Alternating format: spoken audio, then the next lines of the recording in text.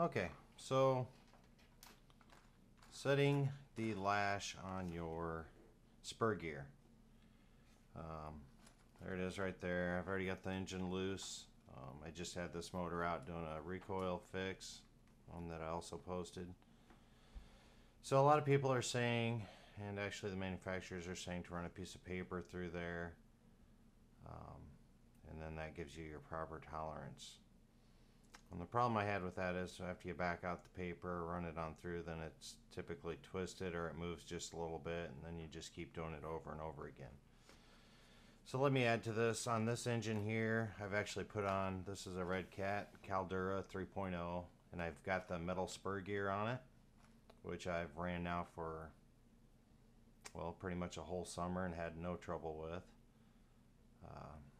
But in order to put the redcat metal spur gear on there, I actually had to shim the engine up, and I just used some real thin 3/16 washers to bring the whole motor up because I could not get close enough to the gear.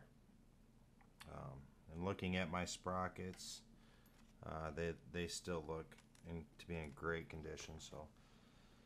So anyways, so my motor's loose. It's really floppy there. That's way too loose, obviously. So what I do is I slide it in until it's tight.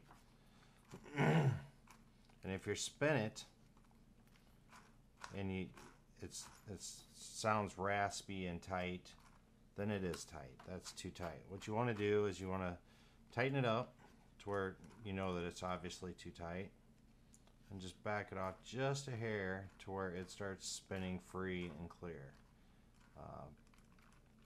It should just spin nice and easy with basically no resistance when it's set properly.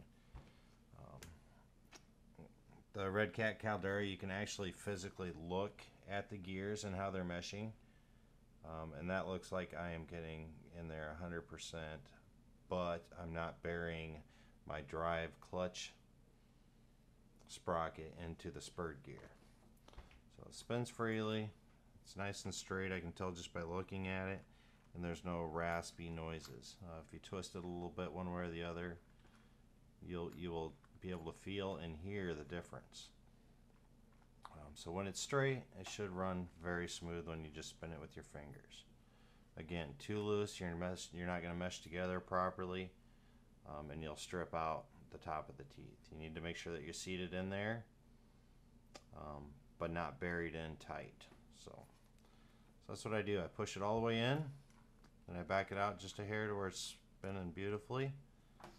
I'll hold the motor in place, and I've already got some Loctite on my screws, so I'm going to go ahead and tighten those up, and then I will double check it.